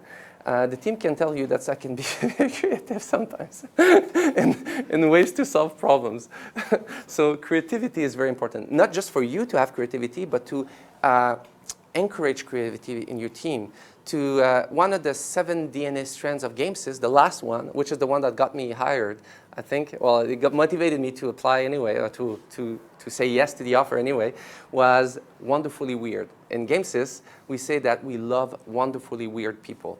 And we are a wonderfully weird company. That's very different than weirdos. Weirdos is a different categories. We're talking about weirdness that is wonderful. People that are very different, but their mindset brings value to you that no other mindset could do that. And that's very important. So creativity should be praised in any organization and in any leadership mindset. Now, it's not just about fun, thoroughness, to be precise, to want quality, to demand quality from your team. That one is very tough because it's one of the value as a leader, one of the things that you need to do where you have to show the example. cannot ask people to be, I never do this, by the way, I'm just giving a caricatural example, but cannot ask a leader never to make English mistakes in their email if I do tons of English mistakes in my email. So thoroughness, preciseness, being able to deliver it at a high quality, deliver anything to a high quality, and being careful about whatever you do. We have a saying in Quebec, in French, that we say, if something is worth being done, it's worth being well done. So if it's not worth doing it well, then it's not worth doing it at all. So this is another important aspect in leadership. In this category, you could put as well something that I had to improve a lot when I was 30, 35. This was missing in me, is being able to be on time. I'm a type of leader that I'm either extremely focused or extremely multitask or matrix. And when I'm very focused on a human, I don't hear my phone beeping. I don't hear anything. Now I have beeping so many places in me that I'm able to be on time. But this is something, being thorough. It means being on time. It means all the other facts. It means dressing accordingly to what you have to do. It means everything. All those little details is being thorough as a leader. It's very important. And in that part, when you're thorough, being thorough doesn't mean to steamroll your team. Being thorough means knowing everything about your team and being able to do it in a very good way. That means that you need to learn how to listen. This is very important for a leader as well, is try to understand before being understood. Habit number 6 in the 7 habits. So this is a very, very important part. So if I want to be understood, I need to understand the frame of mind of my team. If I see that one of my leaders is reacting in a more intense way than that person should in that current situation, I'm not going to react to it. I'm going to start thinking, okay, what is that person is having as a challenge right now in terms of professional challenge? Okay, that person is having this, having that challenge. Okay, I understand. That person has so much weight. That person has a reverse pyramid of stuff to do leaning on her head, and I just added one more. So it's normal I got a little bit of the steam out of it, you know? So, and I'm not gonna address it because I'm not the cause of the situation, and I listen, and I mean listen, not just the words, but I listen at looking at the person, understanding what she has to do. So that's being thorough. Managing. That's not leadership. Different, right? So managing is something important because as a leader, I don't go around like this, what I'm telling you all the time, right? 50% of the time. I don't do this all the time. I'm not like, so what are you doing? Oh, so what is your goal for today? That would be very boring. And I get kicked out of Estonia within a week. So it's not something that I do all the time. There's a moment where, whoop, I'm a leader. And there's other moment, I'm an administrator. I'm a manager. And I'll tell you a little bit later how to choose them right. But managing is important. And it's not, and not managing is very important as well. So managing is as important as not managing, but you have to be the one choosing it. So if at the beginning, when I get into a new company, a new project, I kind of lead everything. But as I learned about my leaders, I learned how comfortable they are in their sandbox. I look at their thought process, how they make decisions, and I start building trust with them. Well, I have trust from the get-go as a default setting, and then every action that they take, everything that they do, it reassures me that my trust is right. Every time, oh yeah, I was right, I'm right to trust them, I'm right to trust them, I'm right to trust them. And at one point, I'm like, you know what? I don't have so much value anymore for those type of decisions around that leader or around that team, so I'm going to tell that leader, you know what, from now on, don't involve me with those decisions anymore. I trust you. So I do a step back, and I let them manage the thing. While I let them manage the thing, I have some elastic that I pull, say, hey, so what's up? You know, some gates or something where I see, oh, okay, everything is going well. So I don't manage blindly. I don't give blind trust. I give smart trust. So a sandbox that allows them to make mistakes because you learn a lot more when you make a mistake than when you do something good. So I allow them to make mistakes, making sure that within their sandbox, the mistakes can be small, can be fast, so they can learn a lot without bankrupting the company. And then as they grow, and I see they don't make any really bad mistake, we grow the sandbox, I pull out, and I let them manage more and more and more. And at one point, I receive their updates on how the things are going. And at that point, usually I've built the trust, not just me trusting them, but at that point, usually they trust me. So then I know that if there's an issue where they know I could help, they're going to say, hey, Miguel, come, I need your help. Can you do this? Boom, and I'll do it. So again, I'll do it, and it happens like this. They give me a task. Most of the thing I do at work are tasks given by my leaders. So it's not a joke when I say I work for them. It is really how I think and how we do it. Team building. So different in Canada than it was when I was in California, than I was in Czech Republic, and I was in Estonia. Team building and getting the team to fuse itself in a single goal, in a single direction, it's completely different recipe depending on the culture, depending on everything. But at the higher level, in terms of the philosophy, it's the same philosophy. Different tactics, but the same philosophy. It's just that with Slavic and Nordic people, you have to approach it very systematically. With North American, especially American, you can approach it with emotion. With Nordic people, you have to be more systematic in the way. You say, okay, this is the way, this is psychology, how brain reacts to this and that. With my experience with North America was more like, guys, we're the best, right? Yeah, we're the best. We're the best. Well, we have a mission, we have a vision, we're going towards that vision, but I don't need to explain them all the mechanic of the brain and everything. And with Nordic, Slavic people, they're a little bit more say, you know what, most people that talk to us about leadership, they invaded us. So you know what? Give us the rules. Tell us how it works, really. You know, don't give us bullshit. So team building is very important. And within team building, I mentioned it before, trust is super important. People know that I trust them in the studio. They really know. It took sometimes a long time for them to know that I trust them. But I showed them that I trust them. And I repeated the fact that I trust them. Not just through my action, verbally too, you know. And it is something that is very important within leadership. Now, you have to do it differently based on your team. The first time that I gave a compliment in Estonia to my Estonian Russian, the lead of the tech studio, I said, oh, Dimitri, you did a great job. He turned around, he looked at me and said, what do you need? What do you want? It's a true story. That's what he said.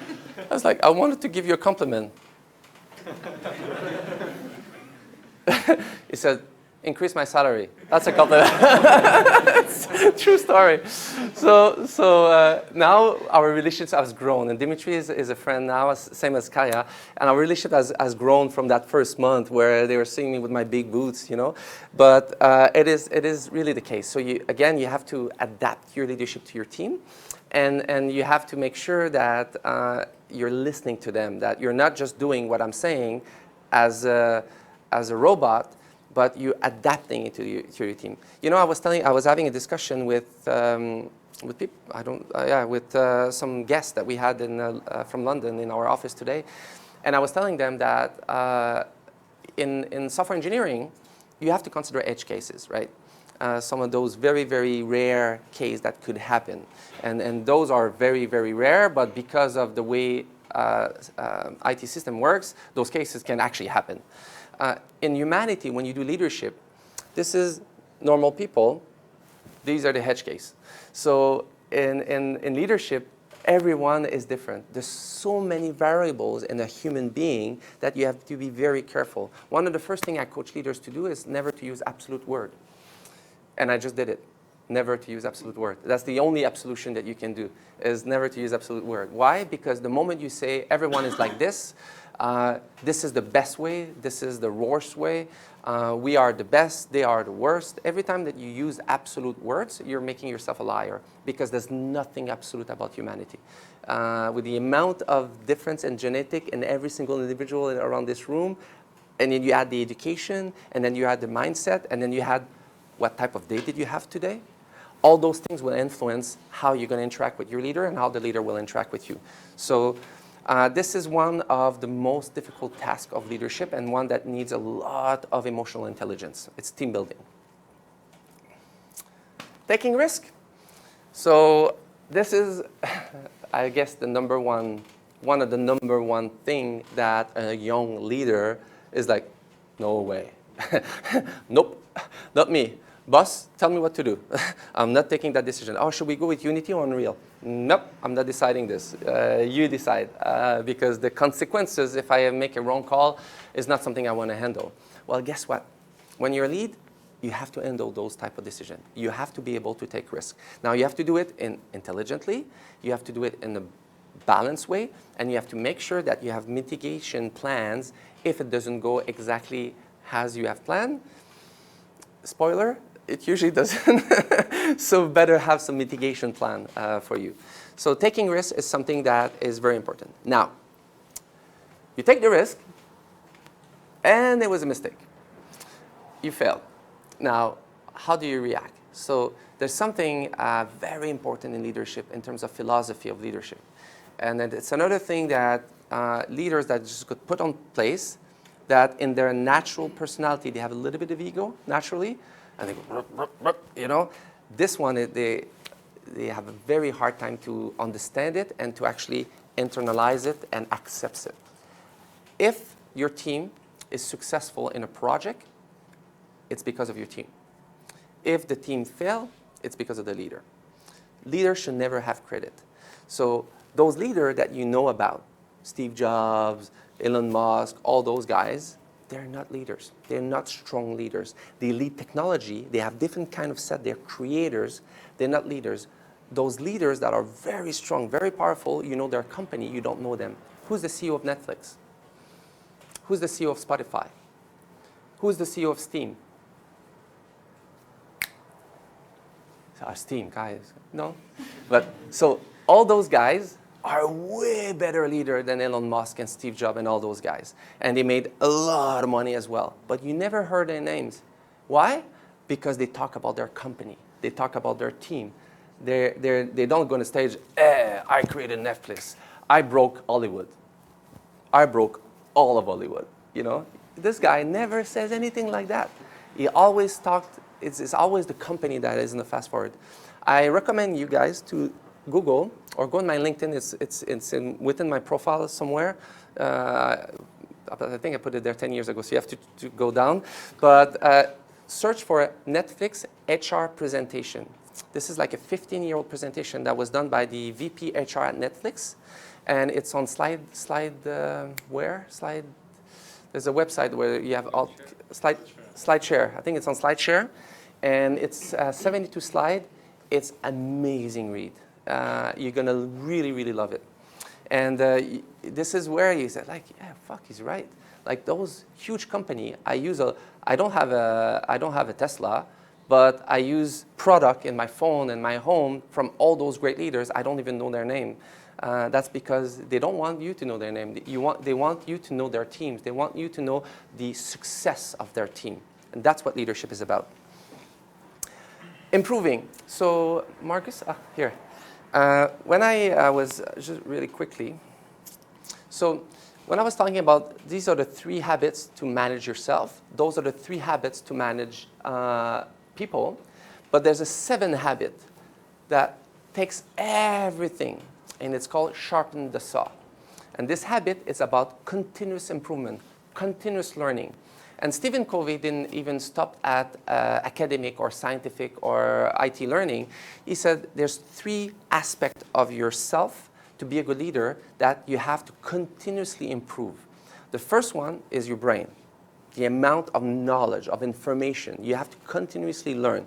The second one is your he was kind of religious, but over that was done. The book was written in the '60s, so it's been I'm adapting it. So to your spirit, to your emotional stability, you know.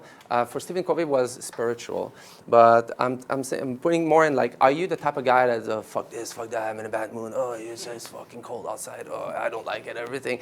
If you're like this naturally, if your emotions are always down and you always see everything as half empty, it's going to be very hard for you to motivate people. So you need to try to improve your emotional balance, your intellectual balance, and Stephen Covey says physical as well.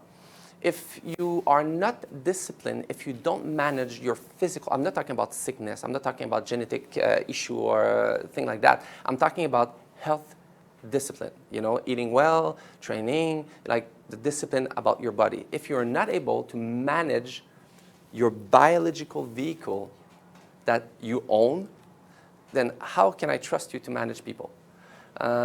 If you're not able to have 3 meals a day, if you're not able to plan your day to have 8 hours of sleep, because sleep, as he said, you cannot learn without sleep. Sleep is the cooking of the cake.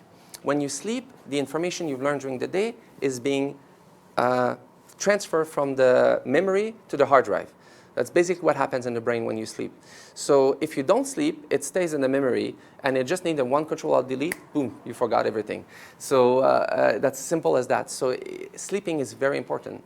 And you cannot do anything else that I've shown you. Actually, you can't even learn what I'm telling you now if you haven't slept last night, because tomorrow morning you'll have forgotten it. So this is very, very important. And so sharpening the saw, seeking continuous improvement, this is something that a leader must do. The humanity, anything that is biologic, actually even physics, you know, entropy, everything changes form. Everything evolves. Nothing stays the same. That's the universe is built like that. If you go universe, physics is built like that. Biology is built like that. Well, human, society, we're built like that. It's the same thing. We change. So a leader needs to adapt, needs to change. And remember, we serve the team.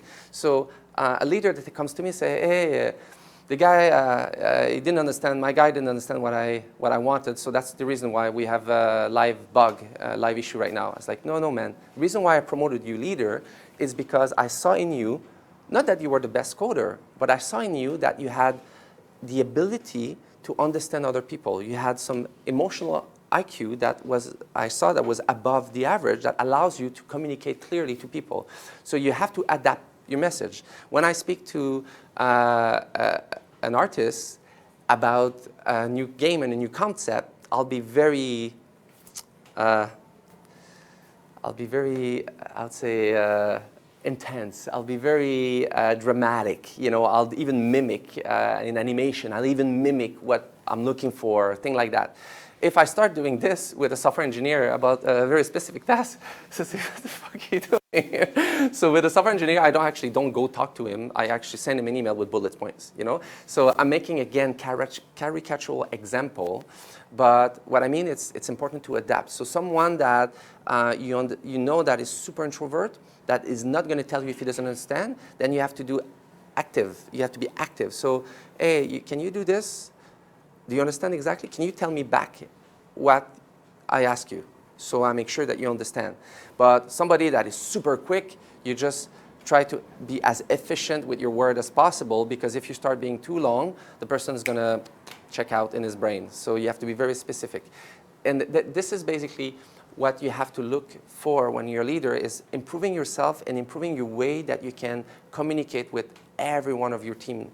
Now, sometimes, and it happened to me quite, well, not often, but it happens to me where I'm trying to adapt myself to a specific employee or one of my report, and I just cannot find the plug.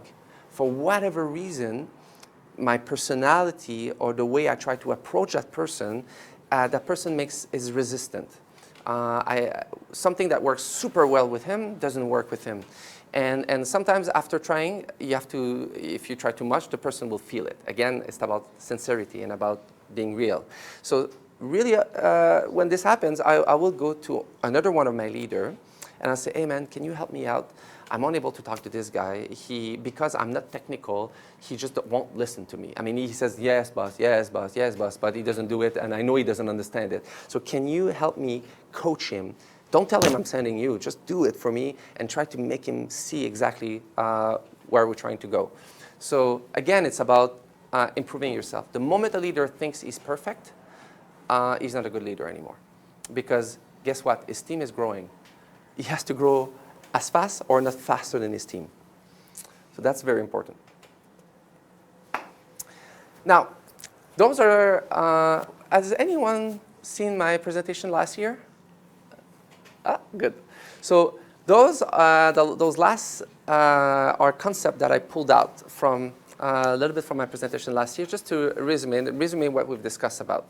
So those are key things that a leader needs to understand. So humility, I mentioned it, right? One of the things that I really didn't like when I was in Czech Republic is we had some founders in the studio, and those founders were those founders hired me, right? But when they hired me, I was their boss because they were dev. So they were the owner of the studio, but they were actually, one was a software engineer, two were artists, and the third one was the sound engineer. So they hired me as shareholder, they were my boss, but in their dev role, they reported to me. That was not easy.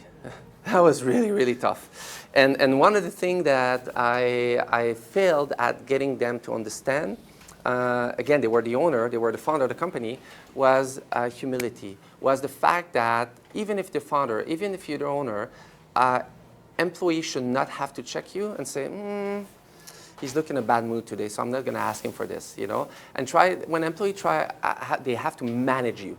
They have to say, oh, the boss is in a bad mood, don't go see him, don't ask him this, or don't do this.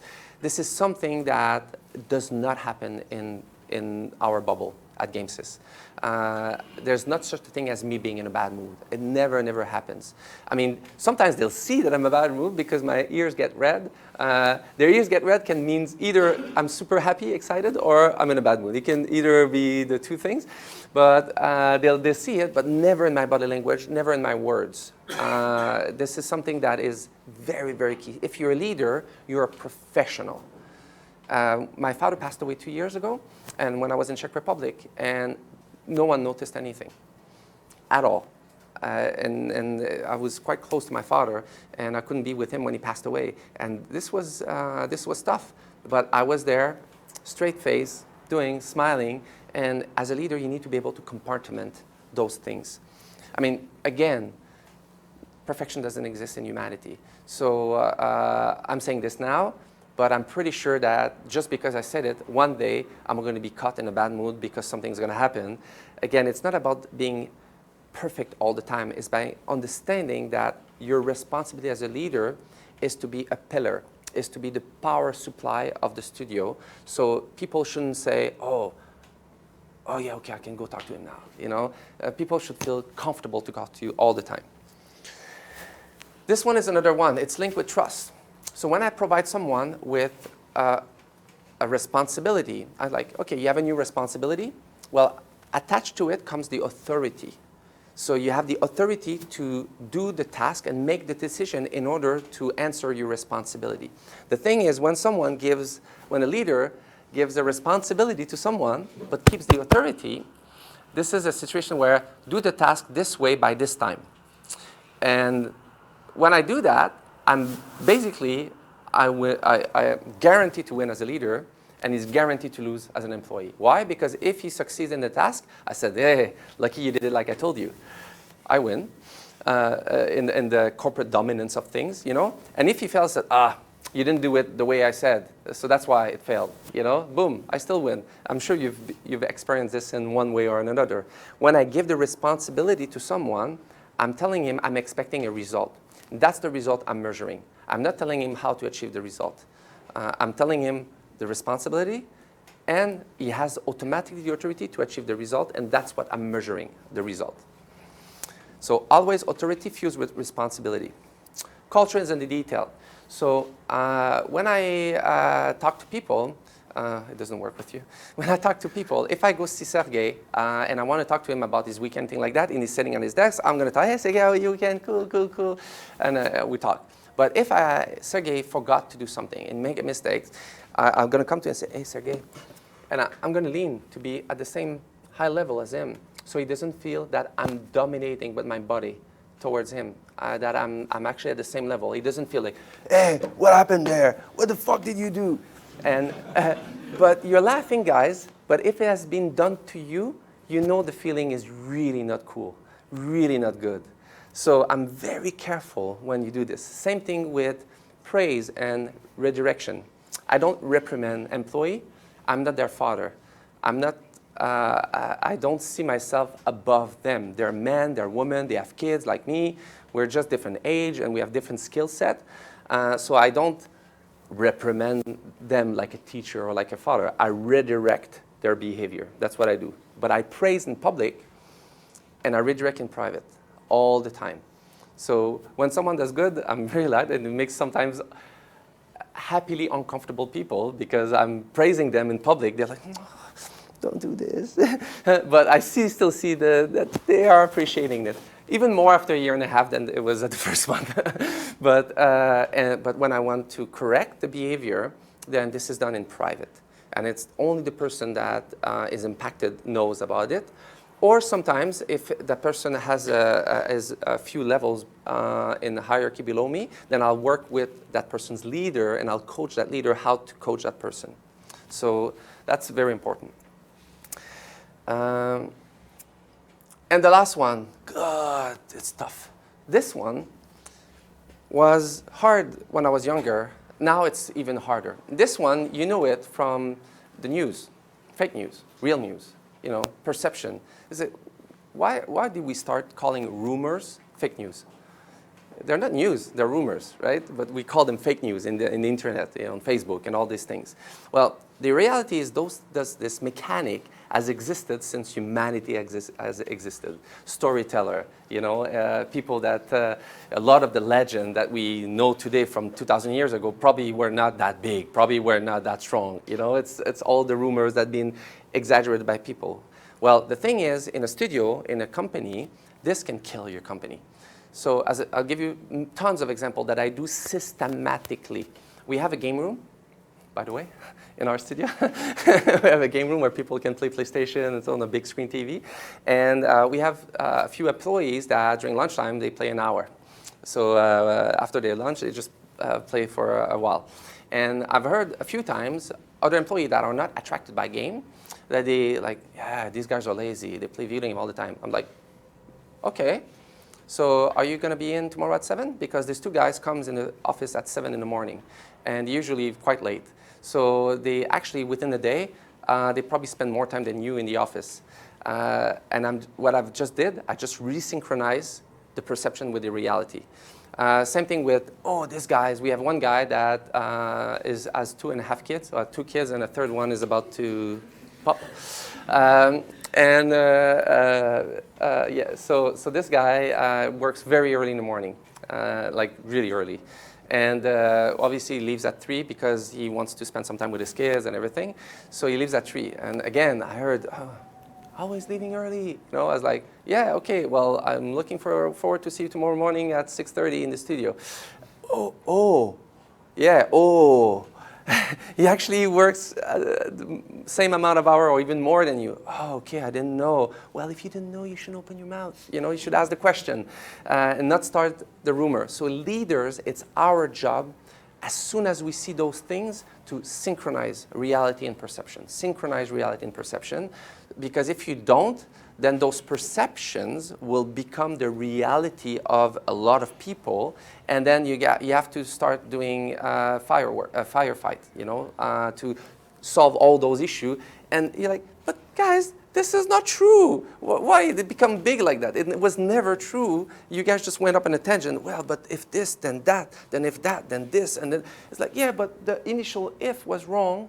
And no one corrected it. No one synchronized the perception with the reality. So that's a very, very important rule. I'm almost done before you stop me.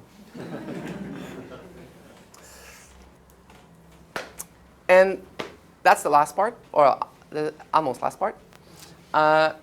This is important. The team knows this. I don't want them to be loyal to me. I don't even want them to be loyal to GameSys. I'm not asking loyalty towards me or towards my company. I'm asking loyalty towards our culture, towards the way we behave, towards our mission. If I keep the studio mission the same, if I keep the behavior and the culture of the studio the same, the people will be loyal towards that. Now, if I ask them to be loyal to me, I can turn around in a year from now and be an asshole. Why should I get the same loyalty if I change my behavior? You know, the company can start being a stupid company and an evil company. Why should they be loyal to me or to the company if the company changed their behavior? So loyalty is something that has to be bidirectional. Loyalty that is not bidirectional is called slavery. So the slave is loyal to his master because if he's not loyal to his master, he gets killed. That's not loyalty, that's slavery, basically. So loyalty is something that is an exchange. It's a little bit the same as the learning and the teaching thing. So the loyalty is married together. So be loyal to the way the company treats you. Be loyal to the way your leader treats you. Don't be loyal to them personally. That's a mistake because if they turn around and they change their behavior, then you're stuck. You're like, yeah, but you said you were loyal to me. Yeah, but you're killing a puppy. You know, you're kicking a puppy. Why should I stay loyal? So this is something that is very important. And the last part. A lot of the time people say, don't be a manager, be a leader. This is bullshit. There's moment to manage and there's moment to lead. Those two things are not one opposing to the other. They are different. Those two things, they are in your toolbox. And you use one when one needs to be used, and you use the other when it needs to be used. And a lot of people will see this chart, and you'll go, you know what, in my group, it's better to administer than to innovate. If I start innovating, I'm going to break everything in my team, in my group, in the type of product that I do for that specific things. But for something else, then yes, for something else, I'm able to innovate. So basically, manager will administer, while leader will innovate. A manager will copy, imitate. So please, manager of a production line, you know, make sure that is ISO 9000 or ISO 14000. Like make sure, or Six Sigma, make sure that everything is done exactly the same way. And that's an achievement. So at that point, you don't need to lead. You just need to do it right, you know, or do the right thing. So copy, imitate, maintain, develops, focus on system and structure, focus on people, relies on control, trust, as a short-range view, as a long-range perspective, ask how and when, ask what and why, always fixed on the bottom line, on the profit, on the actual minute or macro value of everything that they do, versus on the horizon, I'm building value for the future. Accept the status quo, challenge it, is the classic good soldier, is our own person, meaning that the person will receive a task and he will do it his way, not to do it exactly like it was told to do it, but it will find a way to actually enhance the value of his task. And does things right versus does the right thing. So does thing right, meaning I do the way I was shown, exactly how it was shown to me. And sometimes that is what you have to do. But other times, that's not the right approach. And leader, they have to choose. And you have to understand the difference between those things and when to go, no, let's crash everything, let's garbage, let's do it a new way. And sometimes like, no, all is good, just keep me informed of how it goes up and how it's improved. So this is something that I wanted to share with you as well, because a lot of the coaching and leadership say, oh, managers are bad, leaders are great. These are just, it's like a massive multiplayer online game. This is different class. You choose when you need to be a healer, you choose when you want to be a tank, you choose when you be a DPS, well, it's this axis. So these are all tools that you have in your leadership toolbox that allows you to use it at the right time. And that is what a leader is. Understanding the higher level of this, looking at the forest and choosing what to do when, do it in a sincere way, and being empathetic and genuine when you do it with your team. I think that's it.